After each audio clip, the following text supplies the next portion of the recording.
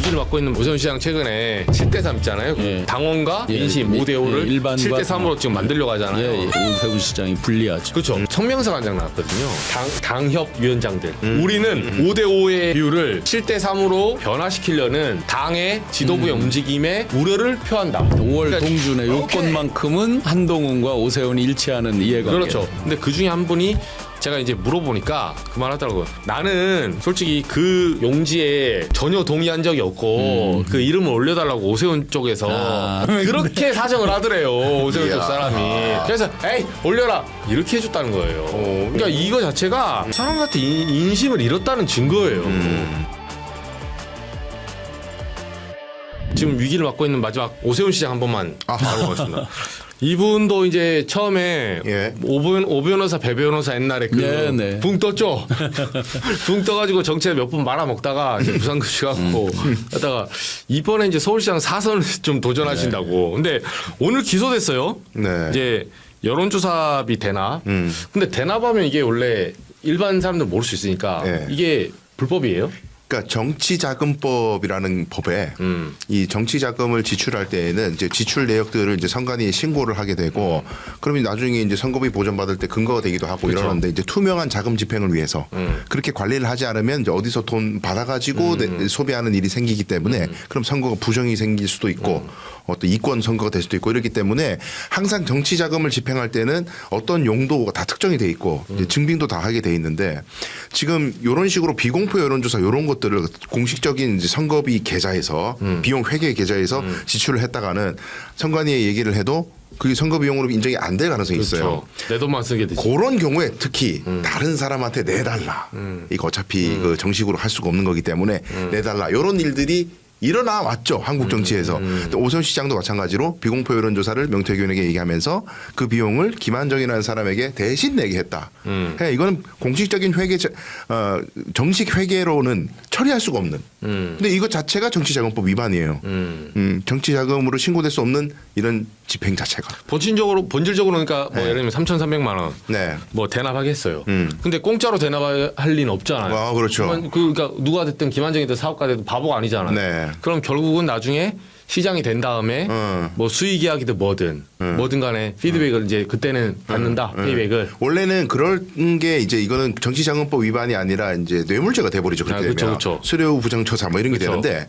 근데 이제 이번에는 기소된 게 정치자금법으로만 기소가 됐다는 것은 김한정이라는 사람이 오세훈 시장에게 대가성 있는 뭔가 청탁을 하고 그 대가로서 뭐 이렇게 대납을 했다. 여기까지는 못 밝힌 거예요. 그죠. 없는지 있는지도 모르는 거죠. 네, 여기까지는 안 된 거고 입증이 안 된 거고 그러니까 정치자금법 위반으로만 기소를 했는데 왜 불구속 기소냐?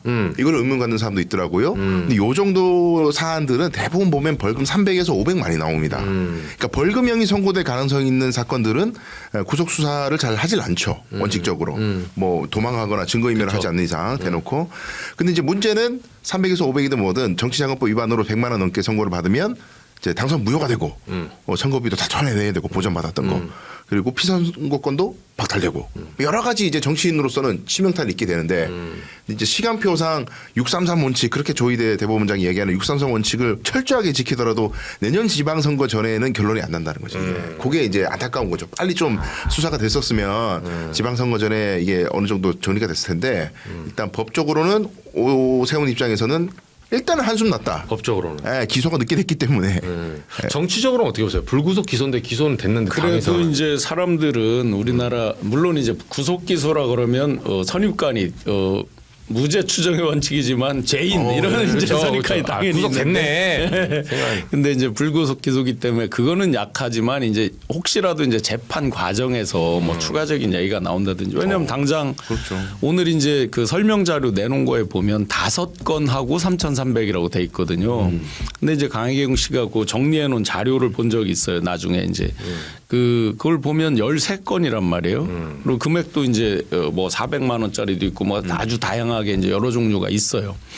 그렇게 보면 이제 이게 재판 과정에서 추가적인 뭐가 나올 수 있겠죠.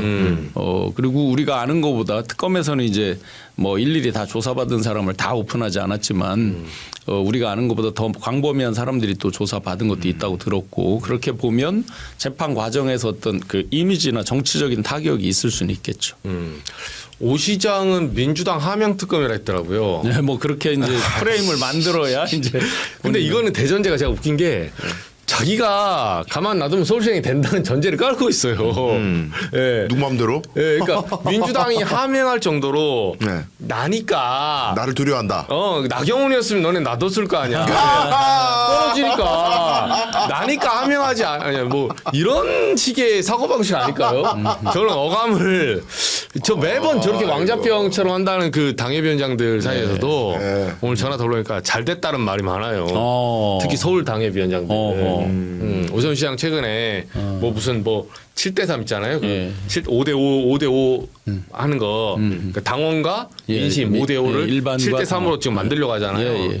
이 7대3으로 만들려고 하는 그 움직임 속에서 나경원 의원이 이제 7대3 7대3이면 기존의 선례, 기존의 여론조사와 그 패턴으로 보면 오세훈 시장이 불리하죠. 그렇죠. 당원이 많아지니까. 그렇죠. 근데 여기에 지난주 그 말 나오고 나서 수요일인가 화요일쯤에 성명서 한 장 나왔거든요. 어디서? 거기 보면 당협 위원장들 거기 보면 이제 친한계가 주로 많아요. 서울에.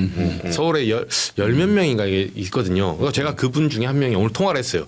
우리 방송에서 말해도 된대요. 그래서 제가 아니 그러니까 7대3을 반대하는 거예요. 우리는 5대5의 비율을 7대3으로 지금 현재 변화시키려는 당의 지도부의 움직임에 우려를 표한다. 5월 그러니까 동준의 요건만큼은 한동훈과 오세훈이 일치하는 이해관계. 그렇죠. 그래서 그 보면 다 이제 한동훈과 그쪽 계열 사람들이에요. 네, 네. 근데 그 중에 한 분이 제가 이제 물어보니까 그 말 하더라고요.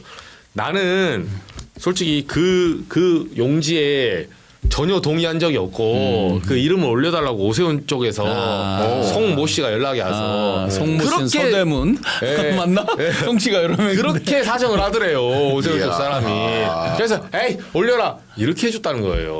이거는 애당초. 그러니까 오세훈 시장이 잘 봐야 돼요. 시장이 정치 활동하네. 그러니까 이거 자체가 옆에 사람들한테 막 크게 해서 했는데도 사람들한테 인심을 잃었다는 증거예요. 이것도. 그래서 나경원 의원은 서울시장 나갑니까? 지금 뭐 안 돼요 이런 구도를. 안 돼요, 안 돼요. 아이고 오 시장님 기소당해서 어떡합니까? 아유, 너무 안타깝네요. 우리 오 시장을 그 예를 들면 너무 핍박하면 안 돼요. 제가 볼 때는 핍박하라 이 소리지. 기존에 만약에 5대5를 7대3으로 확정적으로만 바뀌면 네. 기존의 나경원 의원의 그 어떤 패턴으로 보면 나갑니다. 나오겠죠. 네, 나갑니다. 나오죠.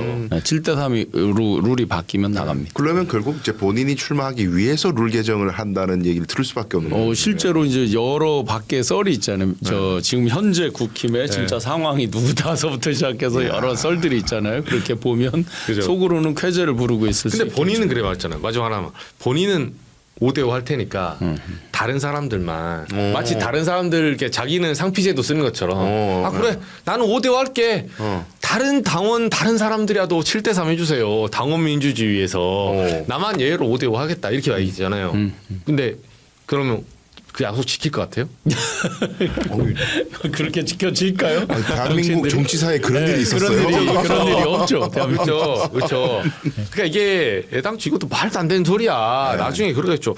나는 정말 5대5 하고 싶었는데 헌법에서 한 조항만 빼서 나만 조금 군대 3년 보내줬으면 좋겠는데 여러분 1년 6개월 하세요. 저만 3년 갔다 올게요. 야. 그런다고 3년 안 가지거든. 현역. 더군다나 이제 나경원 의원 입장으로 보면 그 기존에 지난번 이제 서울시장 저기 할 때 만약에 명태균이라는 사람의 그 여론조사가 없었다 그러면 본인이 이긴 그쵸. 거를 네. 도둑 맞았다 이렇게 지금 생각하고 있는 당원에서는 거잖아요. 이겼으니까. 네, 그 생각을 하고 있는 거잖아요. 그러니까 조금 바뀌면 무조건 이제 나올 것이고 야. 바꾸는 과정에서의 갈등이 또 진짜 볼만할 것 같은데. 참. 근데 그 국힘 입장에서는 이길 자리 확실히 이기는 데는 똑같잖아요, 사실상. 그렇죠. 대구나 뭐 이 TK 부울경 이런 쪽에서는 뭐 큰 경북. 차이가 없을 것이고 사실은 7대3, 5대5가 중요한 데는 충청이에요. 왜냐하면 충청은 중간 3, 4, 3 또는 333 이 어떤 중도층이 워낙 많기 때문에 그러네요. 7대3 이렇게 했을 때 왜곡이 일어날 곳은 충청 지역입니다. 사실은. 그렇지만 이제 장동혁 대표 체제로 계속 간다 그러면 본인이 이제 더 우측에 있는 사람들 이쪽에 이제 더 강하게 그걸 하기 위해서 그대로 저건 뭐 어느 지역은 7대3 어느 지역은 5대5 이렇게 하지는 않을 거 아니에요. 한다 그러면 일률적으로 할 거 아니에요. 그렇죠. 보통 그렇게 룰이 되죠. 네네. 그렇다고 보면 아마 저렇게 바뀔 경우에 충청 지역에 국힘 나오려는 사람들이 상당수 전략 수정을 해야 되겠죠. 그러네. 왜냐하면 충청은 기본적으로 중도를 흡수하기 위한 메시지 같은 걸 많이 내고 있단 말이에요. 그렇죠. 근데 이제 만약에 진짜 저렇게 바뀐다 예선전이 그러면 이제 필요 없어 이제 막 자기들 우양으로 이제 막 가야 되는 거죠. 근데 그럼 이 예선 통과하고 만약에 본선의 지랑형도 있잖아요. 이렇게 이 스텝 그거가 보이는 이제 거죠. 충청 같은 경우는 그런 저기가 있는 거죠. 위원장 입장에서는 땡큐네요. 굳이 말하면 네. 여기 7대3으로 가줄게. 그러니까. 나경원 화이팅 해야 되는 지금 상황 아닙니까? 10대 0으로 가자. 10대 0으로. 10대 화이팅. 네, 당원입니까? 민주주의 확보해야죠. 더 이상 무슨 어디 그 역투표 이게 뭐 이거 얼마나 선거 온탁해요. 그러니까. 역선거 역투표하게 만들고 그죠? 맞아요. 네. 국민의힘 화이팅입니다. 알겠습니다. 너무 감사드리고.